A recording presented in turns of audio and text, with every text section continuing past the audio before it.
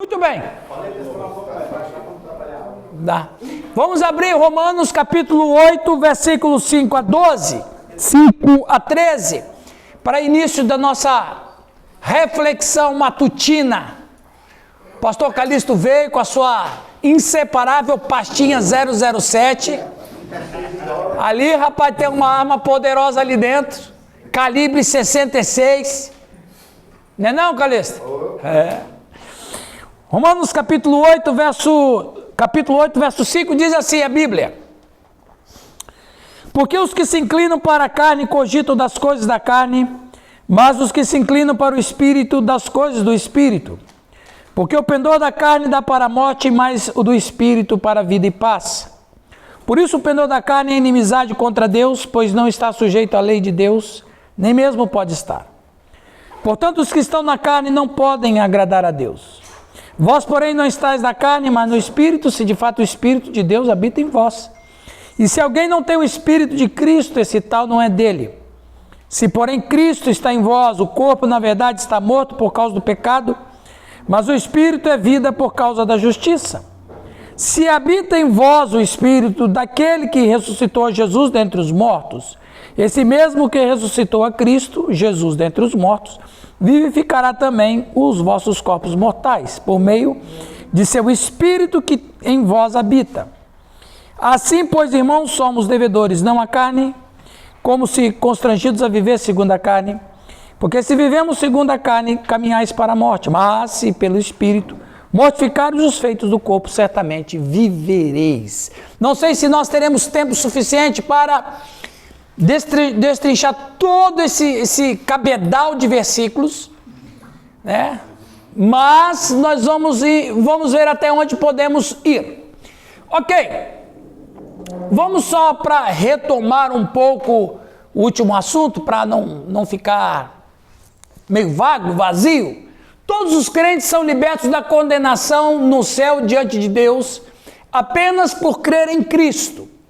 Mas a condenação terrena através do poder do pecado em um mundo caído ainda pode ser experimentada por crentes que vivem uma carne pecaminosa, se não andarmos no poder da ressurreição que nos foi dado. Isso aqui é muito importante. Não existem supercrentes.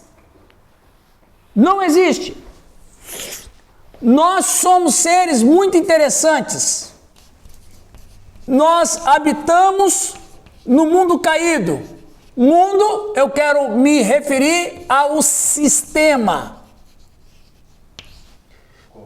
Do grego cosmos. Cosmos, dizem, não sei se é certeza, cosmos dizem que foi Aristóteles que chamou as estrelas de cosmos. Cosmos já existia. Porque cosmos, a palavra cosmos já existia. A palavra cosmo, ela significa um sistema ordenado. Hoje a aula vai bombar. Eita glória! O tubarão pegou. Tubarão tá aí, ó. Tubarão. Ok. Cosmos é um sistema ordenado. Havia cosmos no mundo, dentro dessa perspectiva da palavra. Então, de acordo aí com a história, o Aristóteles vai e olha as estrelas e diz: isso é o cosmos, que é um sistema ordenado ou organizado. Então, existe 3 cosmos na Bíblia, não é? Cosmos, natureza. Cosmos, pessoas. Cosmos, sistema de pecado. Então, aí você pelo contexto, você vai entender que cosmos que a Bíblia está dizendo. Porque Deus amou o mundo de tal maneira, João 3,16. No grego, mundo é cosmos. Nesse sentido, a Bíblia se relaciona pessoas. Diz lá, porque tudo que é no mundo, a concupiscência da carne, a concupiscência dos olhos, a soberba da vida, não procede do Pai, mas sim do mundo. Qual o cosmos que é? Sistema de pecado. E quando a Bíblia vai dizer lá que, como diz o apóstolo Paulo em Atos 17, que Deus fez o mundo e tudo que nele existe, ele está se referindo à natureza. Então veja bem, quando nós falamos que nós vivemos no mundo caído, nós nos referenciamos a esse sistema. Então veja, olha como que o cristão é um sujeito, é um ET. Se bem que uns parecem ET mesmo, né? Você olha para alguns camaradas e fala, esse camarada é um extraterreno, não é possível. Fala nisso, cadê o extraterreno, Raul? É verdade, tem aula hoje. Seja bem-vindo, pastor Marcos. Pastor Marquinhos, porque o pastor Marcos já tem, né? Esse aí é o bispo não, rapaz. Você respeita. Arcebispo. Esse é o arcebispo do Paraná. Respeita, vamos respeitar. Não é não, pastor Marcos? Cada coisa no seu devido. Exatamente. Muito bem. Então, então o cristão esse é um sujeito extraterreno. Porque veja, nós somos, né? Falar nisso, cadê a tua companheira? Ela tá, hoje começa a CBF, ela tá... Tá perdoada. Então veja bem, a gente vive num mundo caído, de um sistema caído, de pecado para todo lado, e nós fazemos parte desse quadro. Nós não como diz, a gente não é da Lua, não é de Marte, nós somos do planeta Terra, mas ao mesmo tempo tem dentro de nós um princípio divino que nos leva a viver acima do sistema. Não é fácil nós estarmos na carne, sarx, né? O grego. Não é fácil a gente estar vivendo na carne, e viver na carne não tem outro jeito, é carne mesmo. Você não é fantasma. Não é fácil viver na carne, e a carne ela é absolutamente absorvida por isso, porque é caído.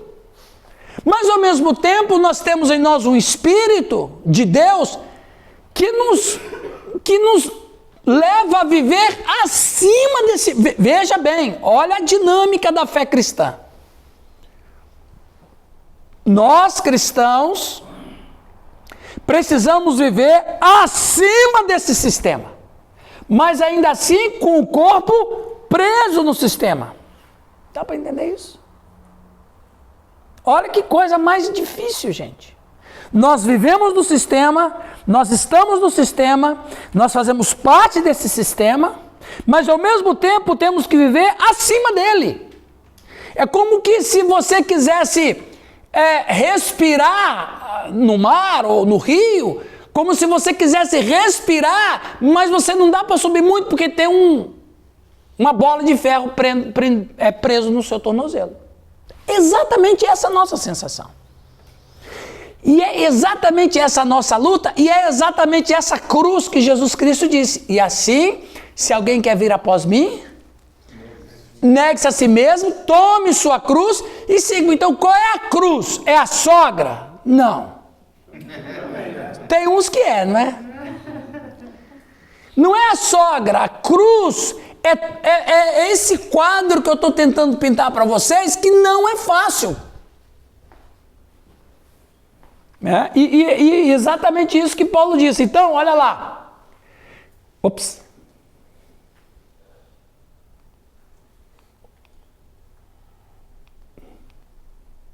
Aqui. A condenação terrena através do poder do pecado em um mundo caindo ainda pode ser experimentada pelos crentes que vivem em carne pecaminosa. Qual é a condenação terrena através do poder do pecado que existe? A gente sente dor, a gente envelhece, a gente tropeça, a gente cai. Estamos aí, gente. A gente está aí no mundo do sistema. Nós estamos no mundo das coisas acontecendo, do pecado e abundância. Nós estamos aí. Agora, somos atropelados por isso. Mas por isso que nós precisamos andar no poder da ressurreição. Do Cristo ressurreto. E aqui está a chave de como que nós cristãos podemos subir a cabeça acima do nível da água, mesmo com a bola de ferro presa no tornozelo, e poder respirar. Quem é que pode viver assim? Quem está vivendo no poder da ressurreição do Cristo. É só assim.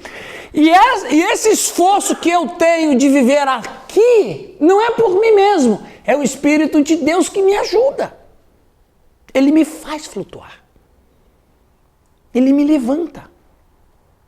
E é essa comunicação que o apóstolo Paulo está compartilhando. Perguntas, comentários? Ok, vamos adiante. O povo tá absorvendo aí. Tem gente que... Eu acho que os irmãos estão aqui, viu, Nilton? O crente tem que viver na pontinha do pé. Olha lá, Nilton, olha lá. Olha lá, Nilton, Pra quê? Por que viver na pontinha do pé? Para respirar um ar puro.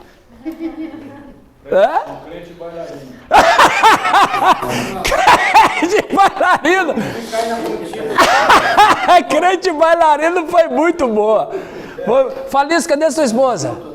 Então hoje ela não conseguiu estar conosco. É por isso que você está falando essas liberdades, né?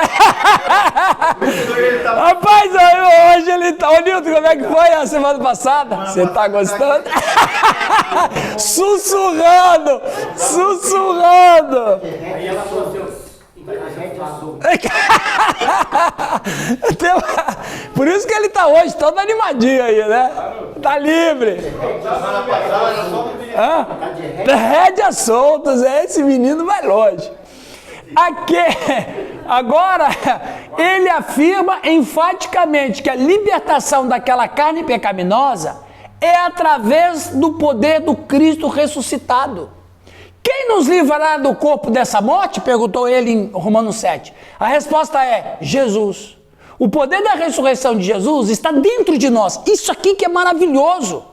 Quando a gente fala que a gente aceita Cristo, nós estamos dizendo que eu estou recebendo o poder da ressurreição. Porque nós passamos da morte para a vida. Aquele que estava morto, ele vive quando ele escuta o Evangelho de Jesus Cristo. Ora, se ele escuta o Evangelho de Jesus Cristo e Jesus Cristo passando pela morte teve uma ressurreição, qual é o poder que vem sobre aquele que crê? O poder da ressurreição de Cristo. E só vivendo no poder da ressurreição de Cristo que nós podemos ficar na pontinha do pé. É na pontinha do pé. Então veja, gente, nunca esqueça isso. Nós falamos dela, Simone, uma vez por ano e não deveríamos. Deveríamos falar quase todas as vezes durante o ano sobre a ressurreição de Cristo. Tudo está baseado na ressurreição de Cristo, gente. E sim, então a ressurreição de Cristo é a base de toda a nossa existência.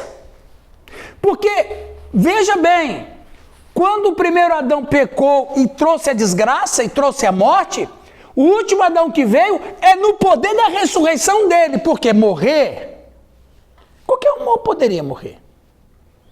Veja, a maior base da fé cristã, mais do que a morte de Cristo, a maior base da fé cristã está na ressurreição. Se Cristo não ressuscitou, é vã a nossa fé. Ou seja, se Cristo tivesse somente morrido e não ressuscitado, não valeria de nada a morte dele. Seria mais um. Aí ele seria um Marte. O que é um Marte? Um Marte é alguém que morre por uma causa. Jesus Cristo não morreu por uma causa, por isso que ele não é Marte. Jesus Cristo morreu por sacrifício. Diferente. O João Batista morreu por uma causa, os cristãos que foram perseguidos nos 300 anos iniciais morreram por uma causa, os que morrem no mundo hoje, principalmente o mundo islâmico, morrem por uma causa. Qual é a causa? A fé. Eu morro por causa da fé. Mas Jesus não morreu por causa nenhuma, ele morreu por sacrifício, é diferente. Você vê, né, cara, como é que Deus é, né? Deus é soberano, manda tudo, fez tudo. Sim. Cara.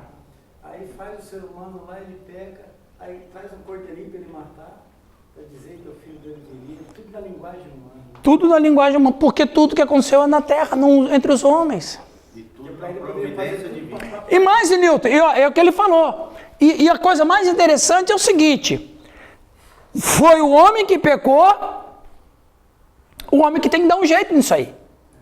Não, ele não vai dar jeito, então a Trindade deu um jeito. Providência. Voltando a algumas aulas anteriores, lembra o que significa a palavra e a ação propiciatório? Lembra que a palavra propiciação, no seu sentido religioso até entre os pagãos, é apaziguar a ira de um Deus sobre alguém.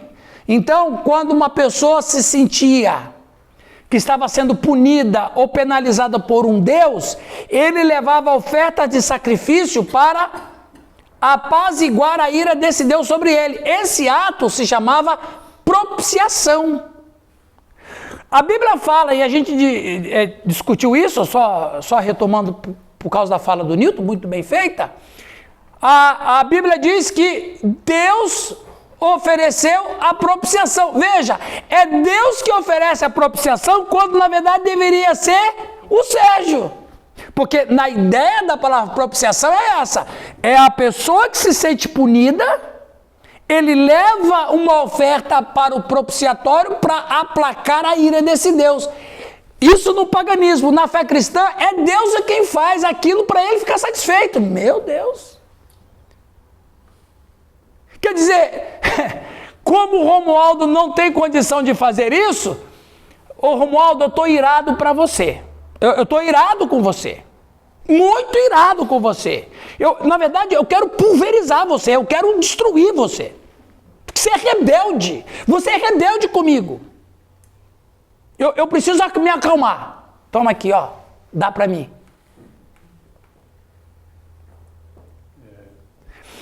É mais absurdo o Salmo 50. O Salmo 50 é um salmo muito interessante. Deus ali está falando do culto. E Deus abre o coração dele, a alma dele para as pessoas, quando ele diz o seguinte: você acha que eu me agrado do sangue de touros e de bodes? Não. E as aves que eu fiz, eu me agrado do sacrifício de todas elas?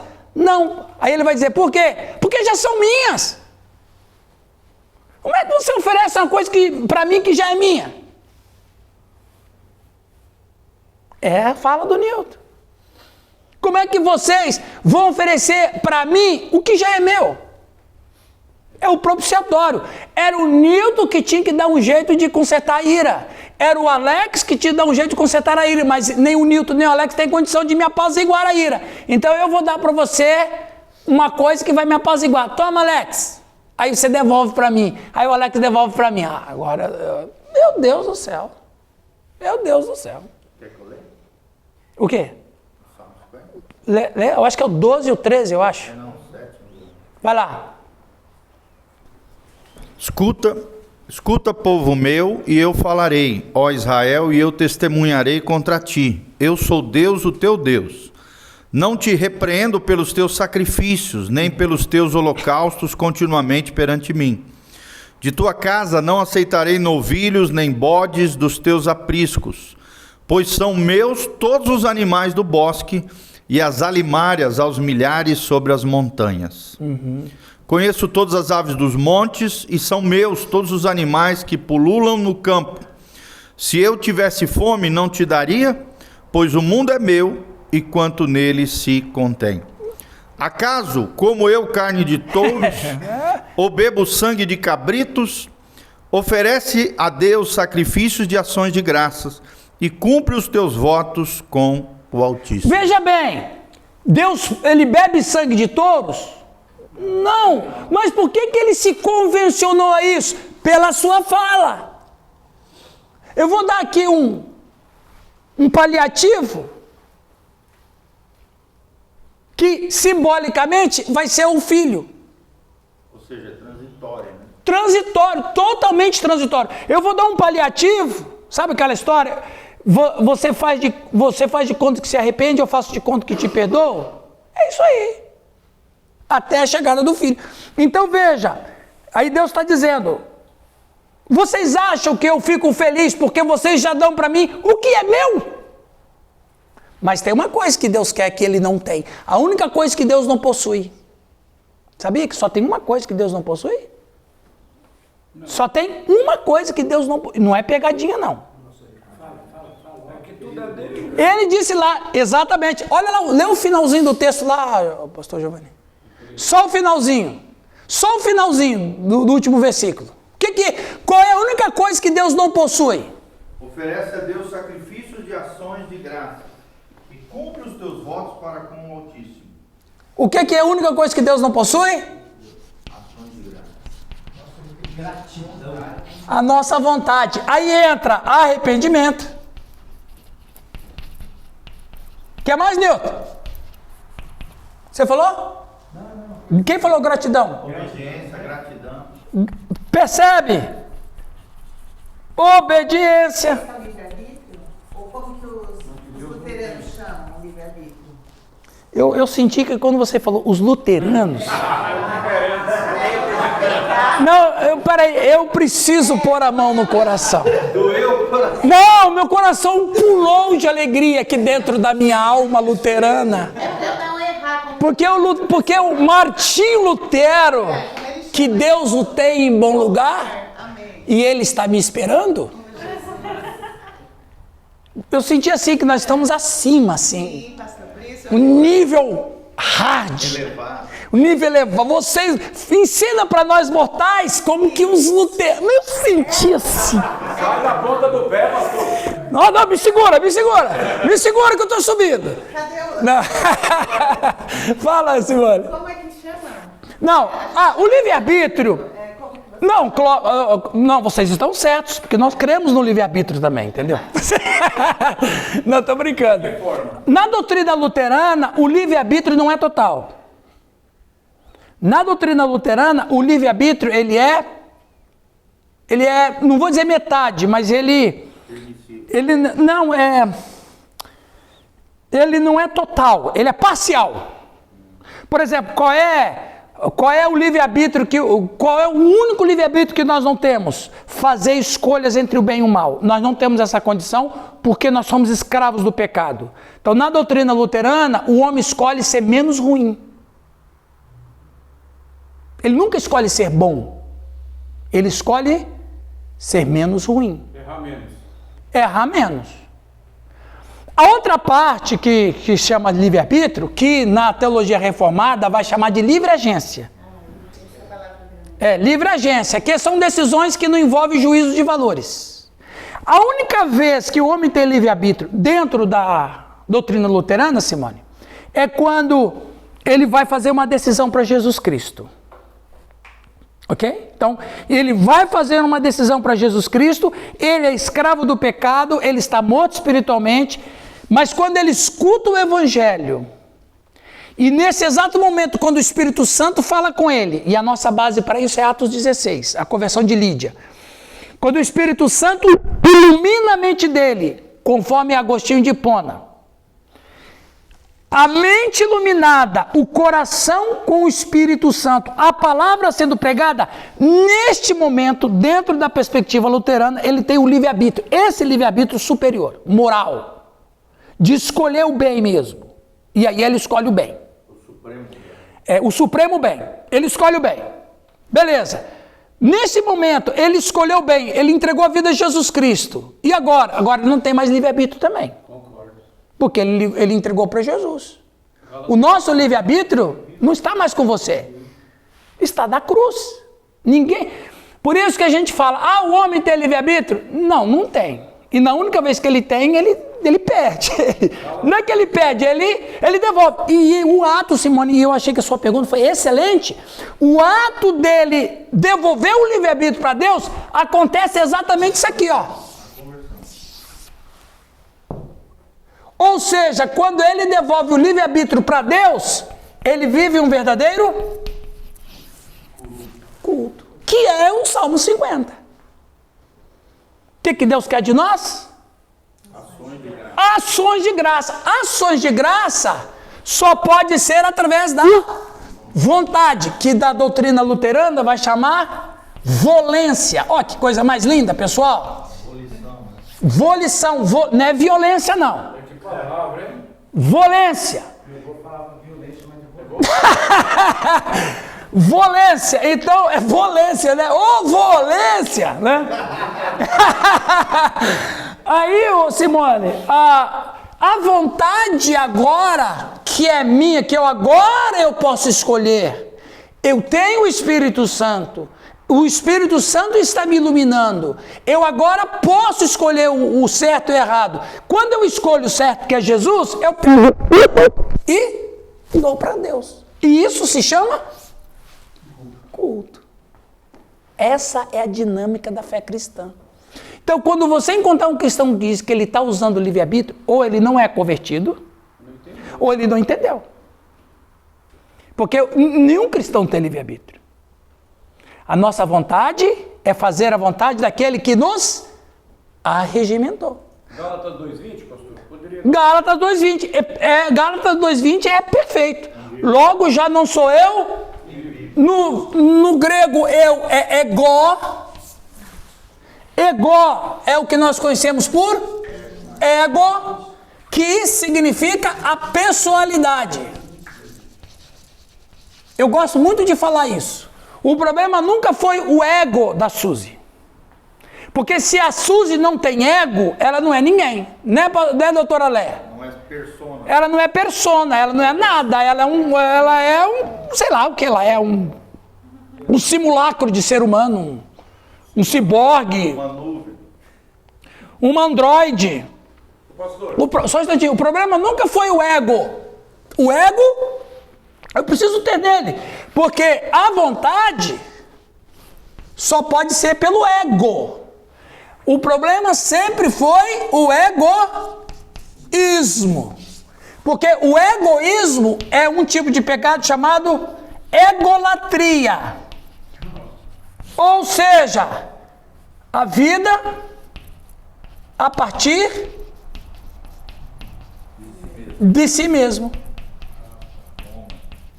Por isso que Paulo vai dizer em Gálatas 2:20, assim já não sou eu quem vivo, mas o meu ego está cheio de Cristo.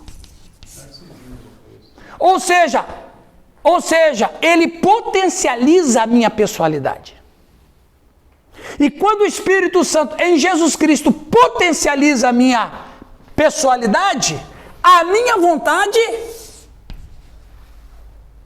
é dele. Amém, queridos? top das galáxias. Pastor, assim, você voltando um pouquinho sobre os mártires. Os mártires. Hoje Melhor livro para você ler sobre os mártires. Livro dos mártires. eu já li a história daquele pré-reformador lá, o John Hus. Aham. E é muito triste até de você assistir aquilo ali. O cara é queimado vivo. Sim. E quem hoje teria coragem de passar por isso? Tem muita gente passando por isso, principalmente no mundo islâmico. Só que tem um detalhe. Mundo comunista. Só que tem um detalhe. Eu tenho uma tese, viu, Cirineu? Ô, pastor Calixto. Eu tenho uma... É a força do hábito. É na intimidade, ele é o meu Cirineu. Viu? Você é o homem da visita. Esse é o homem. Ele é feroz. É o mito. Antes de chegar aqui, ele já fez 7 visitas. Viu, pessoal? Eu tenho uma tese, Sofia, assim. Acordou 5 da manhã. Eu tenho a seguinte tese: na hora do suplício, pô, eu tenho uma sala requintada, eu tenho uma sala, como é que fala? Uma sala diferenciada. Olha aí, esses pastores inteligentes. Quem não é pastor aqui é professor, é psicólogo, rapaz, mentes iluminadas. Eu tenho uma tese que, no exato momento da morte, onde o cristão não nega a sua fé, ele fica tão cheio do Espírito Santo que qualquer coisa que faça contra ele é indolor.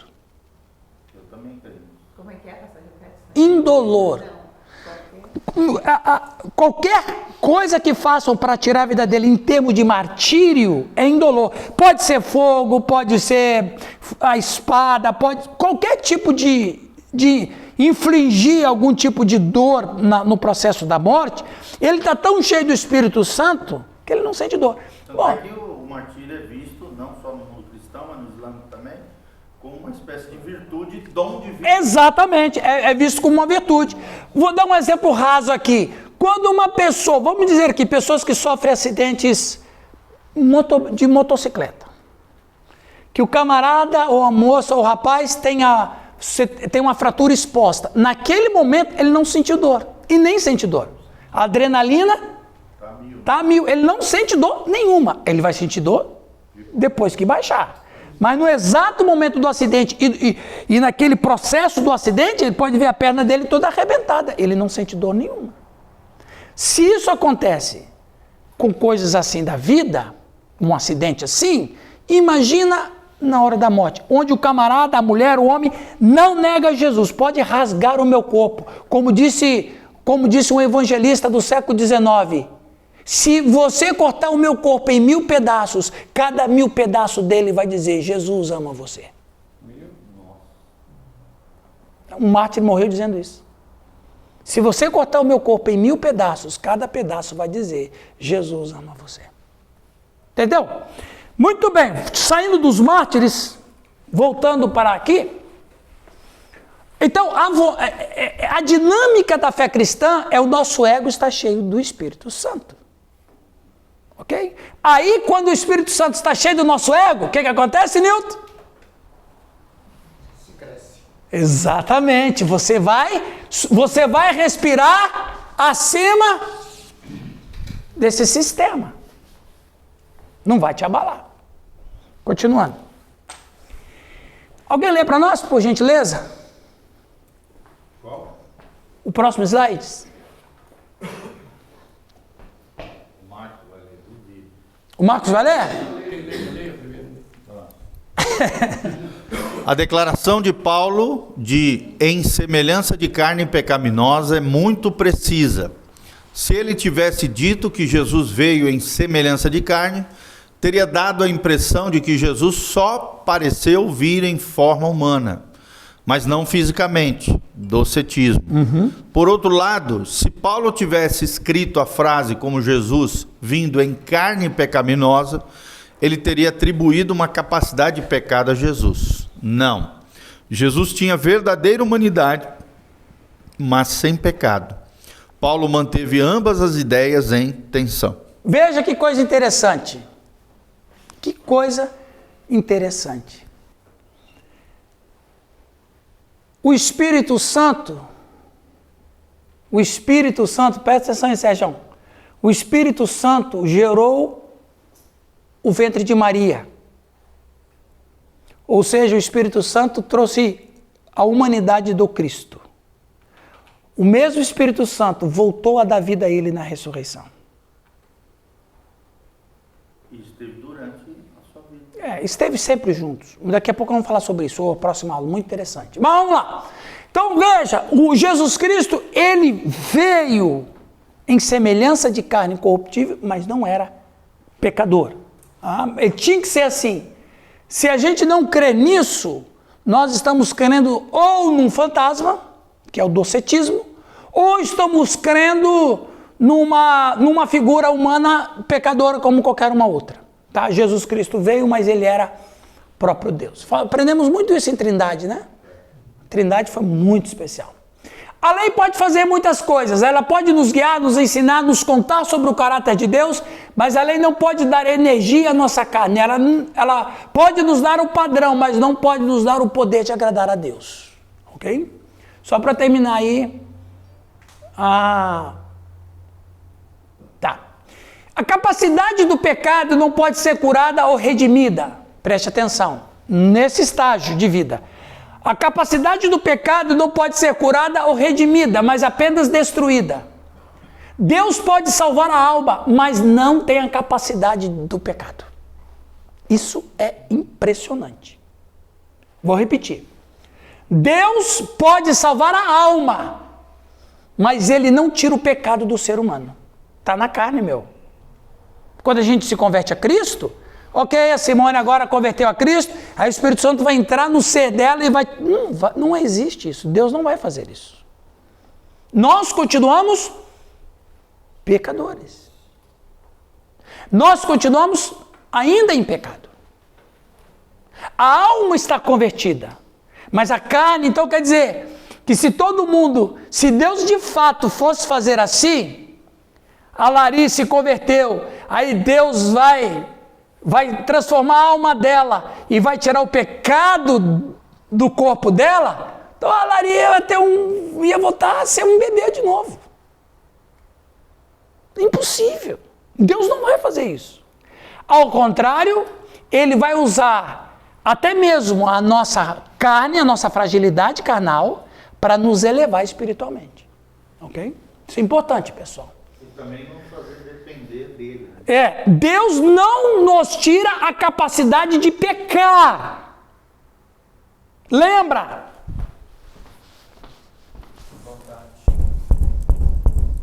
Se Deus tirar a capacidade de pecar do Júnior, ele está indo contra o seu próprio caráter. Aí é um robô, né? Aí é um robô, exatamente. Aí é um robô, aí é um ciborgue, aí é qualquer coisa que não tem vontade. O que a Trindade exige, quer de nós? A nossa vontade. Aí vai a predestinação? Não, a predestinação, ela é, na visão luterana, ela é geral. Deus predestinou todos para o céu, porque Jesus morreu por todos. Que a gente vai chamar de salvação objetiva. Jesus morreu por todos. Mas só vai ser salvo quem se apropriar dessa oferta. Aí vai chamar salvação subjetiva. Subjetiva, eu sei que tem um vozinho de serpente aqui. Então a salvação, ela é objetiva, todo mundo pode. Mas ela é subjetiva, porque só quem pessoalmente estica a mão para receber o presente do rei. Entendeu? Mas então, o que acontece? Quando a gente para observar isso, você fala assim, Deus não tirou minha capacidade de pecar, mas juntamente com o pecado, pelo Espírito Santo, Ele me ajuda a vencer.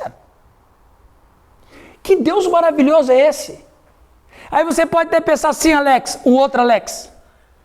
Mas aí, poxa, por que Deus então não tira a capacidade de pecar? Se Ele fizer isso, Ele vai fazer com que a gente se destrua. Como aconteceu a rebelião no céu? Eu ia falar isso agora. Estou pensando aqui, né? Porque eles nunca pecaram. Isso. Né? Conheciam. Tinha o livre-arbítrio. E escolheram.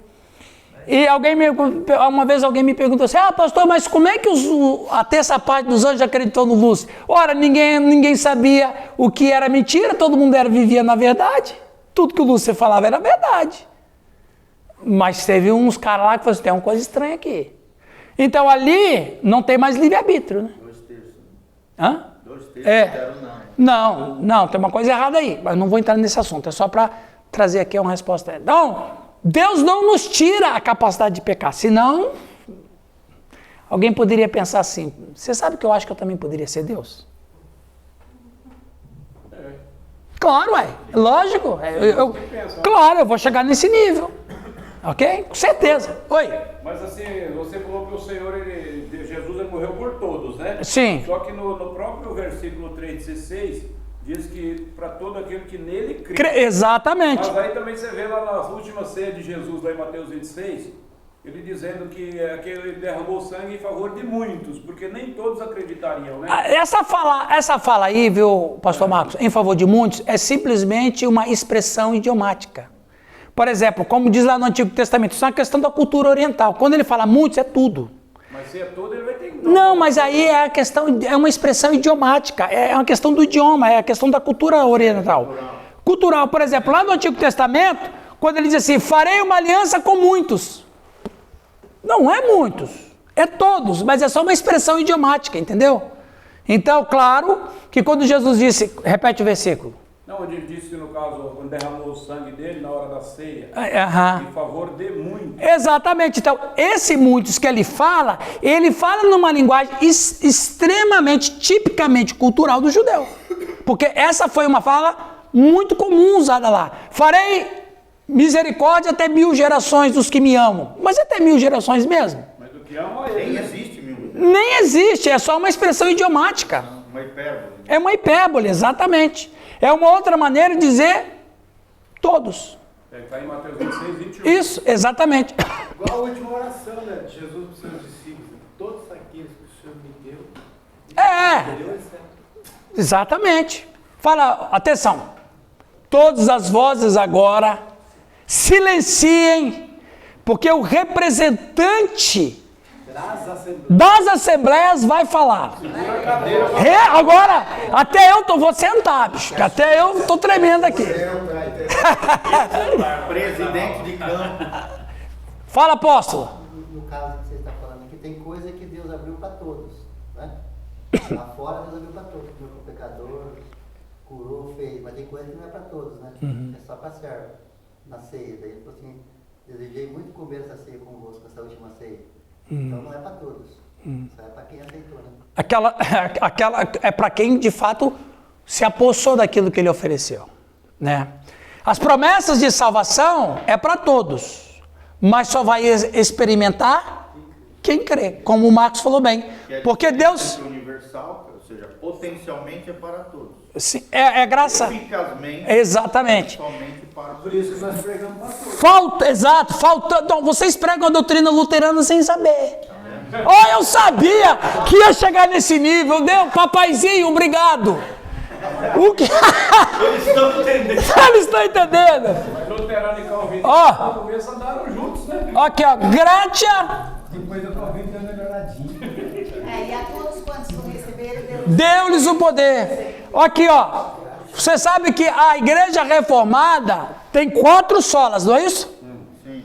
A doutrina luterana, que é superior, tem 5.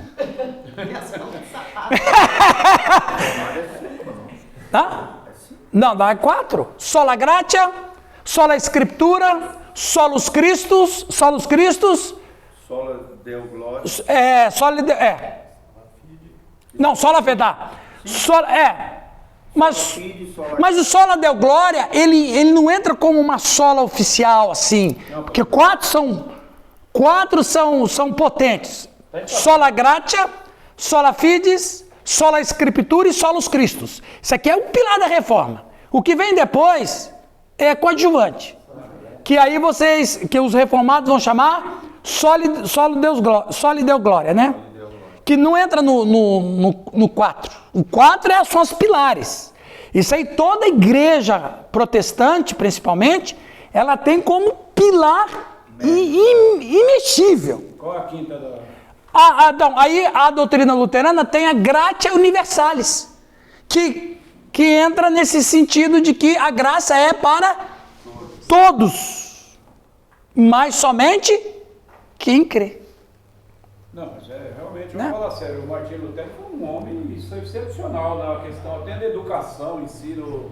Claro, ele dizia, Martinho Lutero dizia, quando a escola progride, tudo progride. Foi não, o cara foi fera na época lá, foi fera. O evangelho não tira o direito da lei de manter seu padrão. Ou seja, o evangelho não tira, ele não muda a lei. A lei continua sendo a lei.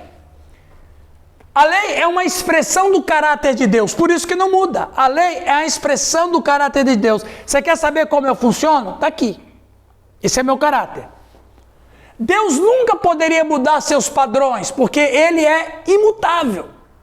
O evangelho estabelece a lei porque atende às exigências da lei. Olha que interessante. O evangelho estabelece a lei porque atende, ou seja, o evangelho é suficiente para suprir a lei. Então, o evangelho não tira a lei da história. O evangelho não tira a lei no plano redentor. Pelo contrário, ele estabelece, de fato, isso aqui é condenação para você, viu, Júlia? Deus não vai mexer nisso aqui. Só que eu tenho uma proposta melhor que essa daqui, Essa proposta supera essa. Ou seja, quem é o Evangelho? É Jesus Cristo. Jesus é o Evangelho e o Evangelho é Jesus. Então veja bem, Deus nunca poderia mudar seus padrões porque Ele é imutável. O Evangelho estabelece a lei porque atende às exigências da lei. Ou seja, o Evangelho só existe por causa da lei. Não tem Evangelho sem lei.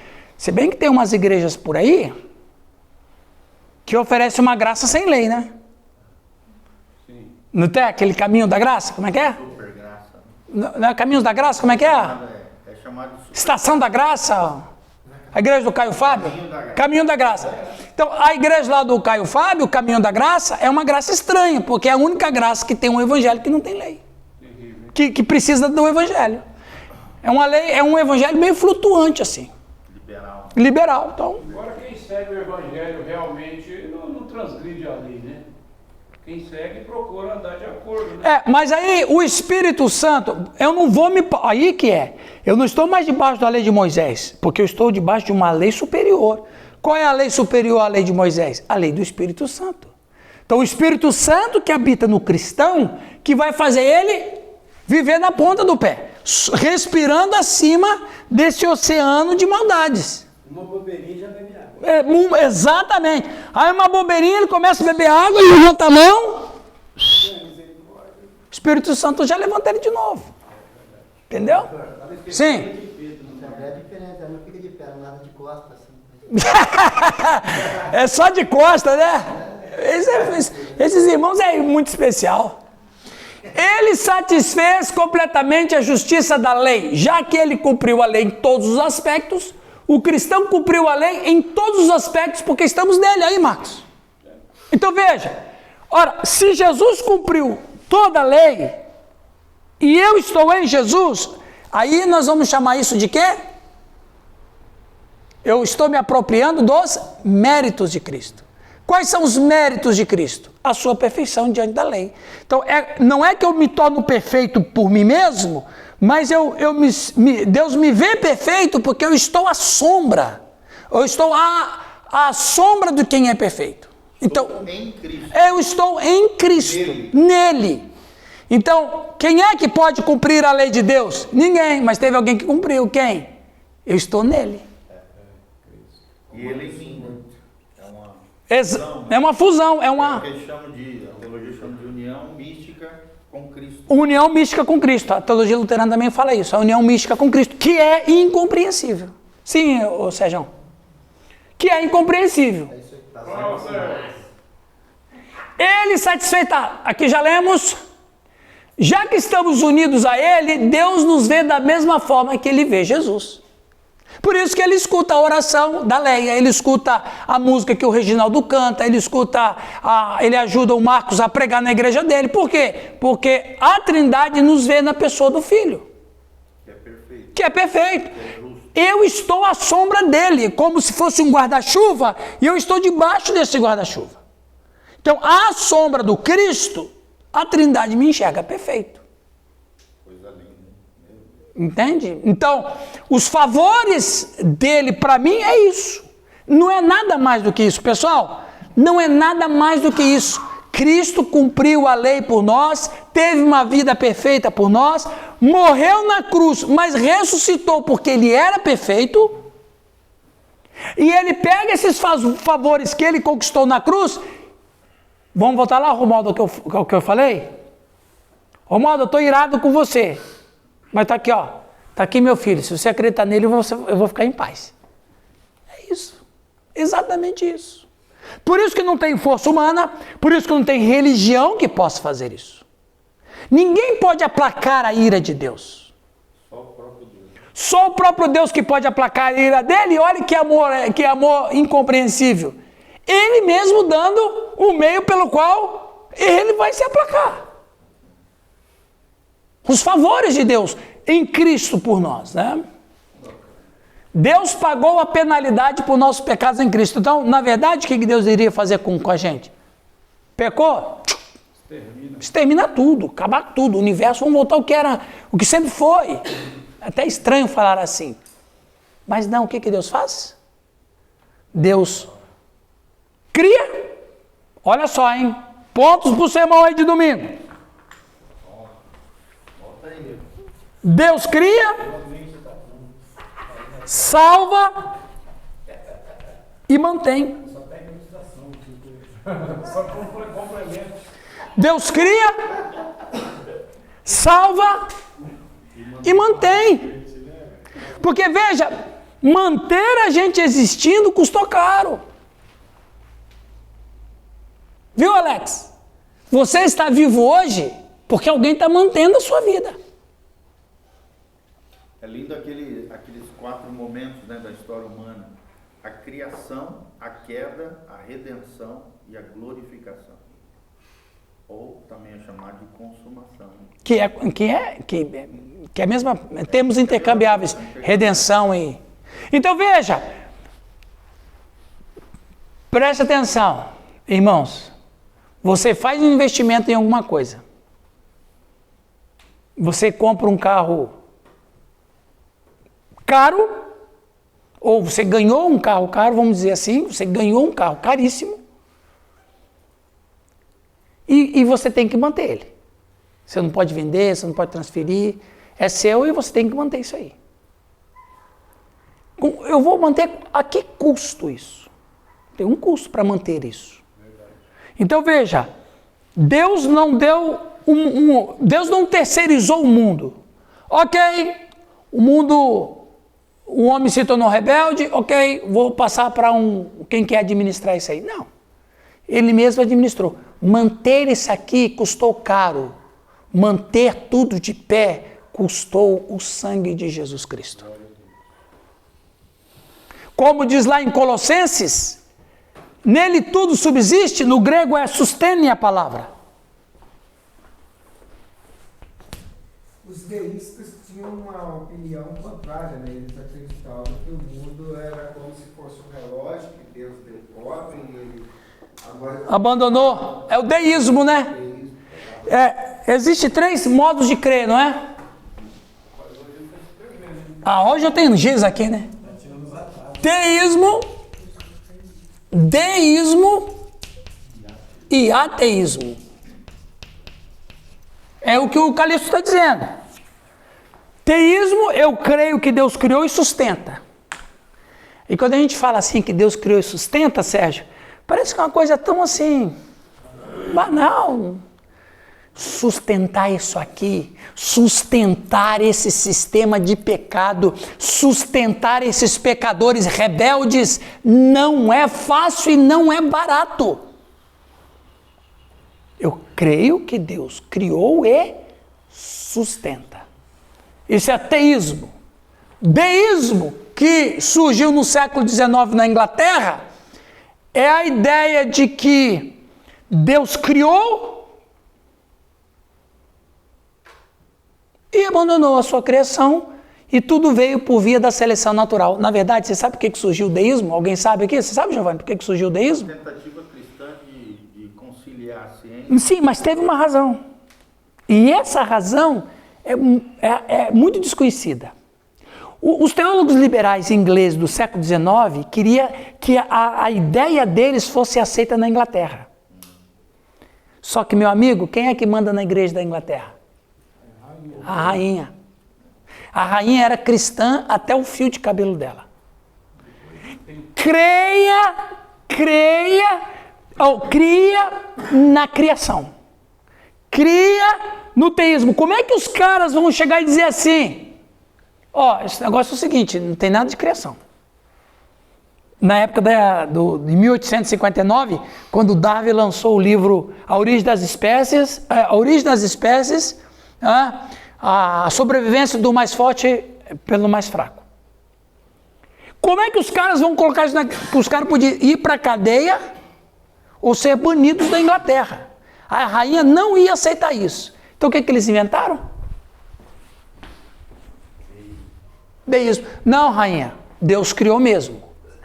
Deus criou e o resto Deus criou, deu a ordem e o resto veio por via da seleção natural. Ah, Deus criou? Criou! Então vocês podem ensinar na igreja. Acabou. O deísmo surgiu para convencer a rainha, mas na verdade é o liberalismo de sempre. Mas só que enganaram a rainha, né? Só que um exemplo de religião deísta, né? Deísmo, é o islamismo, né? Com certeza. Eles creem num Deus criador, mas não num Deus sustentador. Não, e na verdade, a relação do adepto com o Alá é só de adoração, não é de relacionamento. Ok, pessoal? Continuando ali. Deus soprou o fôlego de vida no primeiro homem e ele se tornou criatura vivente. Viver, no sentido bíblico, é mais do que existência física. Os seres humanos não vivem somente de pão. Esta é a existência física, mas de toda a palavra que procede da boca do Senhor. Essa é a vida espiritual que leva à vida eterna. Ok? Muito bem, estamos quase terminando ali. Romanos 8,5 é sobre aqueles que andam segundo a carne. Agora sim, o Romanos 8,5 que eu li hoje. É sobre aqueles que andam segundo a carne, que é a existência física caída sob o domínio do pecado. E aqueles que andam segundo o Espírito, que é a existência espiritual para aqueles que estão em Cristo. Andar segundo o Espírito não significa que somos seres espirituais porque estamos vivendo em corpos. Preste atenção. Isso é importante, vou repetir. Andar segundo o Espírito não significa que somos seres espirituais porque estamos vivendo em corpos. Mas significa que o pecado não é mais nosso mestre, porque temos um novo mestre, Jesus, que derrotou o pecado e a morte e ressuscitou para nunca mais morrer. Então veja, não significa que somos seres espirituais porque senão a gente vai virar um ET, um Gasparzinho visível. Então, não, quem é? Eu já escutei, viu? Eu já escutei alguns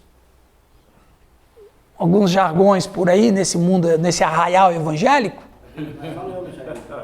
Hã? Quê? Não. Eu acredito que vocês não falaram. Que falaram que quando a pessoa se converte, agora é o santo vivendo. Como é que é? É o santo vivendo no pecado, alguma coisa desse sentido. Não, é o santo lutando contra o pecado. É o santo lutando.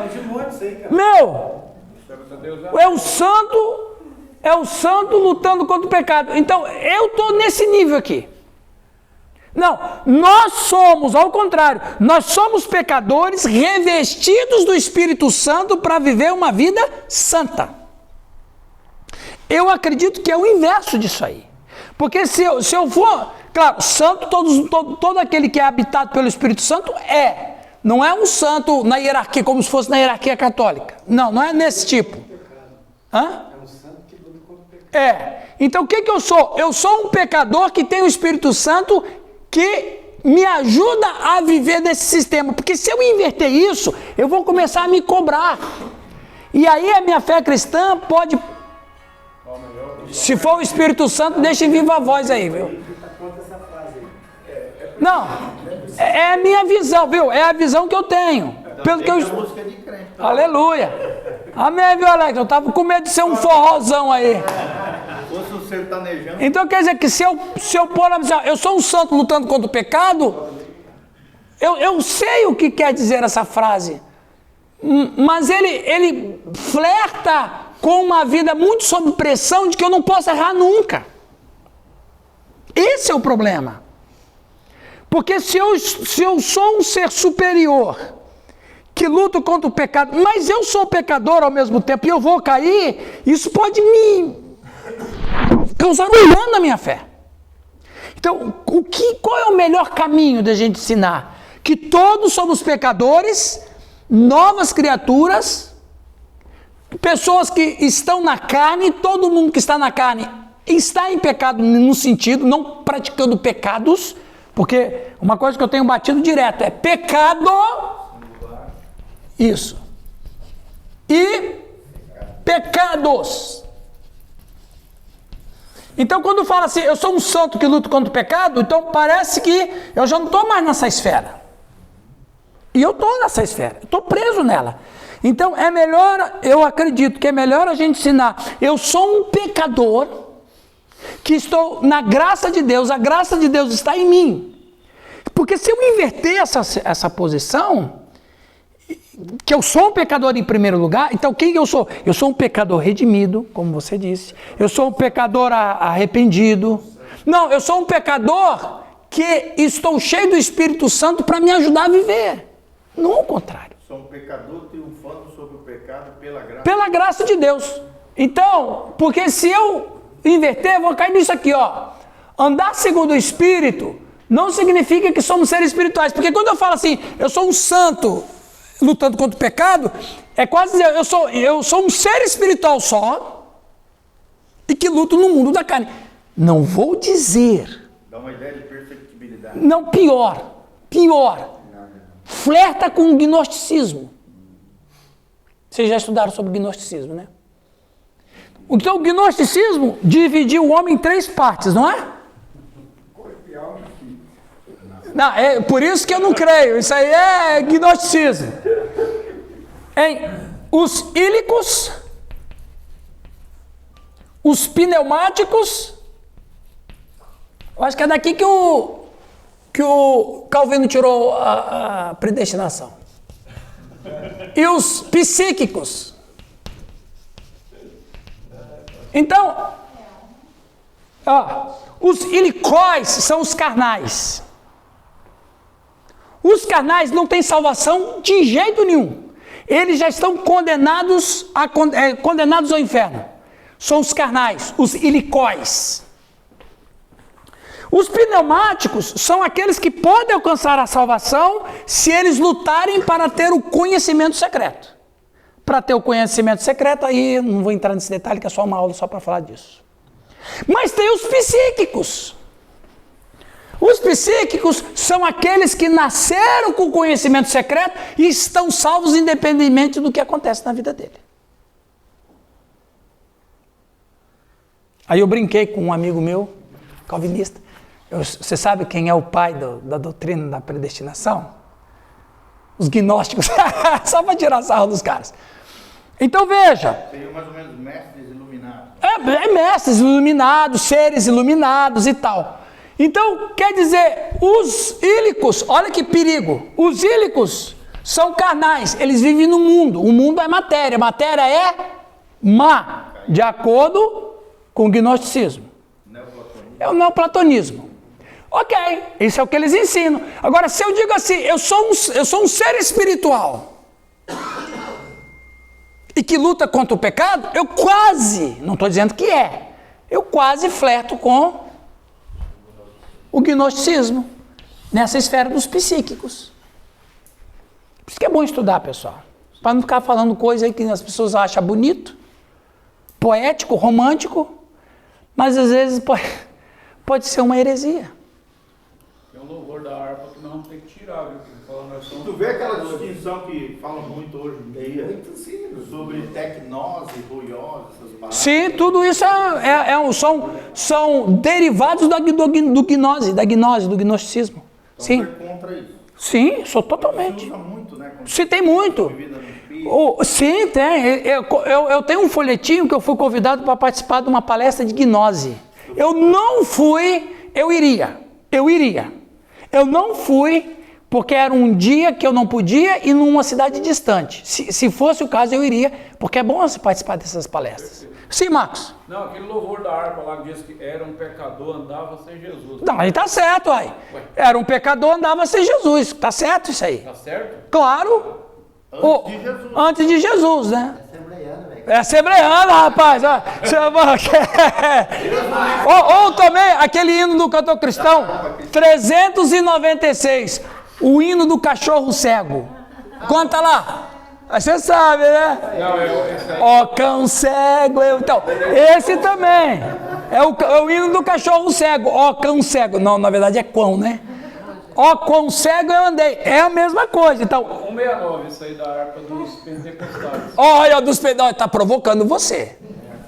Ele canta aí na igreja. Tá certinho. Tá certinho. Mas Fala, era senhor. pecador, é assim depois. Ele continuou pecador, né? Eu me arrependo que eu fui criado em comunidade cristã. Ah, Eu não sei quase música do cantor cristão. Tá vendo? Eu acho lindíssimo. viu? Olha a pobreza musical que você tem com toda a riqueza. Olha que paradoxo. Ao mesmo tempo que esse menino é rico de música, não conhece hino. Cantor cristão pra você. Cantor cristão é maravilhoso. É harpa cristã. É mesmo, Oswaldo? É isso aí, ó. Então veja. Estou aprendendo até hoje. Agora veja, qual a importância da gente. Por isso que é importante esse momento aqui. Da gente identificar frases, pensamentos. Porque se você tem um pouco de conhecimento mais das questões teológicas, você vai identificar algumas coisas. Mas isso não está correto, não. Esse negócio que não cheira bem. Né? Então, é complicado, a gente tem que ter cuidado com isso aí. Tem uma frase que fala que somos seres carnais vivendo uma experiência espiritual. Exatamente, somos seres carnais vivendo uma experiência espiritual. É exatamente isso. Ou seja, eu estou na carne, continuo na carne, mesmo que eu nem sempre satisfaça os desejos dela, porque eu tenho outro mestre, como diz aqui, ó. Nem sempre o termo carne ele tem uma coisa Exato, positiva, né? exato. Porque Jesus disse, a Bíblia diz que Jesus veio em carne. Em carne é isso aqui mesmo. Você tem que entender o contexto, que a sarx é essa aqui, ó. Carne em grego. Tem que ver o contexto dela. Fala, pastor Calixto. O problema hoje que vamos falar sobre igreja, né? A grande maioria dos cristãos, eles não leem a Bíblia, eles não pesquisam. Não. Eles não sabem fazer uma exegese de um texto. Não. Não sabem nem o que é hermenêutica. Então o cara ouve lá. Vamos fazer o curso lá na sexta, hein? Vamos fazer o curso lá, hein? Tá entendendo? Exato. Então você reconstruir isso aí dentro da comunidade não é fácil. Não, porque é o seguinte, pessoal, quando você começa a escutar uma fala aqui, outra fala ali, você fala assim, a pessoa que tem um pouquinho de... Então, você vai, ó, esse negócio aí tá cheirando a cadaverina e putrescina. Sabe o que são a cadaverina e a putrescina? São as moléculas, né? Ontem eu fiquei surpreso. Fui fazer uma visita para o senhor de 80... Qual foi? Essa aí foi a 38ª no dia? A nona do 80 anos de idade. Ele tem uns 40 e poucos anos que é membro da nossa igreja. E ele foi me perguntar quem é o Pai de Deus. Meu Deus. Não, mas igual ele, tem muitos. 40 anos na igreja e ele está lá 10 anos. Não, ele não sabia. Vou defender o meu querido Calixto. Ele não sabia. Meu Jesus amado, né? Eu estava falando não sei com quem ontem. Não, hoje fui no programa da pastora Jurema no rádio hoje de manhãzinha, 7 horas da manhã. Aí eu estava falando com ela que, como estão as informações hoje, a gente tem um trabalho muito difícil na igreja, porque a gente tem que desconstruir para construir depois. Foi ensinado errado. Vai, né? Os três... Fala, meu metodista! 3 aspectos para a restauração. Olha, esse Giovanni é um metodista de mão cheia. Mas aí não é só a igreja, é a gente. A gente também. Veja, aquela ideia, viu? Aquela ideia que eu tenho opinião própria, é fake. Ninguém tem opinião própria. Todo mundo que é porque alguém me ensinou a ser. Então esse negócio de, eu tenho uma opinião própria. Mentira, ninguém tem. A opinião que você tem é porque você pegou de alguma fonte. De alguém, de um livro, de uma ideia, da Bíblia, de algum lugar. E aí você acaba pensando que é a tua opinião. Mas... Exatamente, nem é a tua opinião, exatamente. Não, eu não abro mão da minha opinião. Nesse mundo, nada... Não é não, Sérgio? Tudo se converte. Agora, você disse bem, qual é o problema? Não é problema, mas qual é a dificuldade que o Newton disse? Que muitas vezes, por coisas que nos foram ensinadas, a gente crê errado. Eu criei errado em muitas coisas na minha vida. Principalmente quando eu comecei meu ministério, eu tenho 34 anos de ministério. Nos meus primeiros anos de ministério, depois eu tive que refazer tudo, porque, poxa, eu ensinei isso aqui não está certo. Não é bem isso que a Bíblia diz. E é normal, só que tem um detalhe, você tem que estar disposto a ser ensinável. Você, puxa vida, eu ensinei isso aqui não está certo, não é bem isso que a Bíblia fala. Então a gente tem que ir desconstruindo, que é normal também. Se não for ensinável, vira um religiosão. Se não for ensinável, vira um religiosão bruto. Tá cheio, viu? Aí, muito. Aí fica só no sacrifício e esquece a O vontade. próprio Lutero aprendeu errado, depois que ele... Exatamente. corrigiu lá. E o Espírito Santo, quando ele leu o livro de Romanos, que nós estamos estudando, Lutero errou, gente. ele errou. Quando ele não era convertido. Depois, o Lutero virou um colosso. Mas antes... Era o santo que lutava contra o pecado. Então, gente, por isso que é importante, de repente o que eu ensino para vocês aqui, ou o que eu falo para vocês, não vou agregar muita coisa, porque vocês sabem muita coisa. Mas pelo menos a gente provoca uma situação de reflexão. E a gente dá uma melhoradinha depois, fica tudo beleza. Aí você fala, puxa vida, tem coisas assim que a gente ensina errado. Não, Irã. Hã? Aprendi coisas assim maravilhosas. Amém. Por isso que eu trago toda a equipe comigo. Glória a Deus. Dois carros, irmão. Que bênção. Eu entendo que é um dos melhores investimentos. Olha o seu tubarão ali, ó. Olha o seu tubarão ali, ó. Fala nisso, pessoal. Ó, eu tenho que dizer uma coisa, um parênteses aqui na aula. Eu amei o vídeo do Newton. Quantos assistiram o vídeo do Newton? Todo mundo do grupo assistiu. Rapaz, eu assisti aquele vídeo umas 6 vezes. O que ele colocou. Ó, eu assisti aquele vídeo umas 6 vezes. Confesso, rolou uma lágrima no canto. Mãozinha no coração.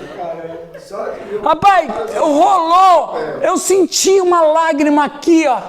Como, sabe que quando o Nero morreu, sabe a última frase dele, né? Ele diz, que grande artista o mundo vai perder. Aí ele chegou, ele cometeu suicídio, se autoflagelou. Aí ele disse, tome uma gota de minha lágrima para a posteridade. Você sabia dessa? Ele pediu para guardar uma gota da lágrima. Então escorreu um riozinho de lágrima. Isso que é a ideia. Você aprendeu alguma coisa assim, pratica na tua igreja. O Newton é um exemplo aqui. Quando eu tiraram um print, perguntou para uma ovelha, a ovelha, pastor, estão tirando sarro de você. Aqui alguém colocou assim, o tubarão está atacando na oitava. mas a ideia é essa, porque o tubarão presente que me mantém vivo. É isso que o Newton fez, eu sei que muitos de vocês fazem, é isso. Pega esse tempo aqui, pratica, ensina na célula, no culto, no estudo, em qualquer lugar. Algumas coisas, tudo em Mas deveria ser tudo, porque tudo é de... Tem coisa que Tudo é de Lulu! Tudo é do Lulu! Quem é o Lulu? Não é assim. Lutero, São Lutero! Pastor, eu confesso que quando eu não assisti o vídeo, tô ouvindo, eu pensei, olha, alguém colocou lá da fonte que o pastor Irã tirou o ensino. Aí depois eu prestei atenção, Era o apóstolo o Newton. apóstolo Newton edificando a oitava. Edificando. Aí eu mostrei para minha esposa, né? Eu falei, Jane, aqui, ela gostou, é isso aí. A ideia é essa, pratica alguma coisa, vai ser bom lá na sua igreja. um tubarão melhor que o teu. Agora, aquele tubarão me humilhou, Humilhou o meu tubarãozinho. O meu tubarãozinho virou uma sardinha perto daquele seu lá. Vamos partir para o final. Olha lá. Porque os que se inclinam para a carne cogitam das coisas da carne, que nós já lemos. Inclinar no grego é fronel. Isso é um psi. Fronel, é um fronel. Significa, fronel, que é psi. Ter entendimento, pensar, eu dirijo a mente para, é fronel. Paulo nos dá uma maneira fácil de determinar se andamos no Espírito ou se andamos na carne. Ver onde está, nossa mente está fixada. A mente, eu nunca vou cansar de ensinar isso. Ensina isso nas suas igrejas, ensina isso nas suas células, ensina isso nos estudos de doutrina, porque lá na Assembleia tem culto de doutrina. É a única igreja que tem culto de doutrina e assembleia. Bota fechada. Casa na roça. Tá até, olha lá, viu? Oswaldo, ó, tá te copiando aqui, ó. Escola bíblica dominical. Olha, ó, culto de doutrina, ó, copiando, ó. Só que é diferente, que lá transmite ao vivo pra todo mundo. É. Lá do Oswaldo é fechado. Só membro ainda. Você viu que o William foi lá e ele já mudou assim, já tá mais pentecostal. Glória a Deus. Não, legal. Isso aqui, o pastor Giovanni tem que voltar lá, né? Não, você é o seguinte, depois daquele ciclo de oração dos pastores, rapaz, você... Aquela foto é icônica, meu. Os pastores e presbíteros e até visitantes em roda do pastor Giovanni, que tinha acabado de pregar, ele com a camisa xadrez, e os caras tudo internados, falando, Senhor, que esse homem se converta. Queima esse herege com essa roupa mundana aqui no altar. Aquela foi boa, meu Deus. Então, veja, a questão de inclinar para a carne, quando a gente fala inclinar, a gente tem a ideia de tendência, não é? Mas não é nesse sentido que o grego está dizendo. Não é que, porque tendência todo mundo tem. Quem é que não tem tendência ao pecado? Quem é que não está inclinado à carne? Todos nós. Então não é bem inclinado, é fronel. Fronel é colocar a mente só nisso. É como diz aqui, ó, ter entendimento, pensar, eu dirijo a mente para. Se eu penso só em ganhar dinheiro, meu negócio é dinheiro. Se a minha mente está fixada em dinheiro, o que vai acontecer comigo? A minha carne está tomando conta. A minha mente está indo para o materialismo. Contei a história de um padeiro. Vai lá, Nilton. Conta a história de um padeiro, muito crente, mas que é muito mau nos negócios. Aí ele pediu oração na igreja, a igreja orar por ele e tal. O que foi que você está rindo? Aí pediu para orar e tal. Eu acho que era uma Assembleia de Deus, o pessoal foi orando por ele. Aí, e Deus foi ouvindo a oração dos irmãos, e aquele homem foi progredindo. A padaria dele começou a vender pão, foi progredindo, ele foi melhorando o ambiente, foi melhorando o prédio, foi melhorando as máquinas, foi melhorando, aumentou funcionários, foi aumentando. Aí ele começou a não ir mais na igreja tanto. Ô irmão, por que você não está indo nos cultos? Ah, muito trabalho, agora a padaria cresceu muito, e tal. Aí ele chegou e falou bem assim, o pastor falou, ô irmão, você não vai mais e tal. O que está acontecendo? Não, porque é muito trabalho, eu estou com muito trabalho e tal. Aí um dia o pastor foi visitar ele. Aí o pastor pegou uma moeda. Hã? O Calixto foi visitar. Foi o Calixto, foi visita com ele. Aí o pastor pegou uma moeda, e na moeda ele escreveu um papelzinho na frente da moeda. Né? Não, ele escreveu um papelzinho, colocou atrás da moeda e falou bem assim, eu tenho um papelzinho aqui atrás dessa moeda. O que está escrito? Pastor, não tem jeito. Não, fala, o que está escrito nesse papel? Ele não está enrolado, ele está aberto o papel. O que está escrito nesse papel? Aí ele tentou, está escrito isso, não, está escrito aquilo, não, está escrito, não. Não, pastor, eu desisto, eu não sei o que está escrito. Aí no papelzinho estava escrito Deus. Aí ele disse, você colocou o dinheiro na frente de Deus, por isso você não enxerga mais Deus. Ilustração boa. Entende? Por isso que você não enxerga mais Deus, porque você colocou o dinheiro na frente. Se a mente do camarada, do homem, da mulher é só nisso, se a mente está projetada nisso, acabou. É esse sentido de Romanos, o inclinar para a carne, porque inclinar para a carne todo mundo é, mas é pegar a mente e... Então lembra sempre, a nossa mente, Júnior, é de quem? De Cristo. O corpo é carnal, a mente não é, é de Cristo. E eu tenho que... Então, preste atenção, meu. Paulo disse, Nós vimos isso nas aulas passadas. No meu corpo não habita bem nenhum. Está detonado. Deus não tirou minha capacidade de pecar. Mas há uma coisa que escapa. Olha que coisa interessante. Presta atenção, Simone. Olha que coisa interessante. A minha carne não tem jeito, ela é pecaminosa. Mas uma coisa a carne não tem domínio. Só tem se eu deixar. A mente.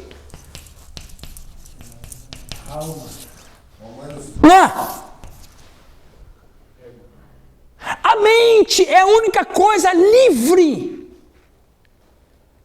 Por isso que Paulo vai dizer em Romanos, a gente vai estudar isso.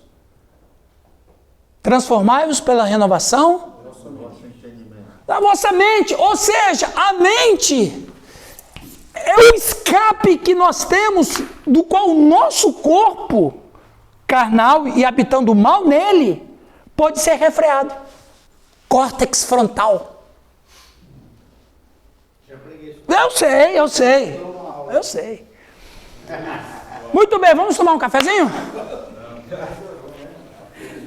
Eu digo que nem o diabo tem poder sobre nós, se a nossa mente estiver... Exatamente. Uma pessoa endemoniada, qual é a porta de entrada?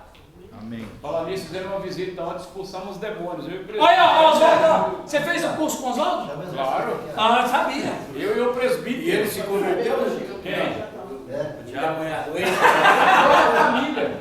Porque se não converter, volta mais sério. É verdade,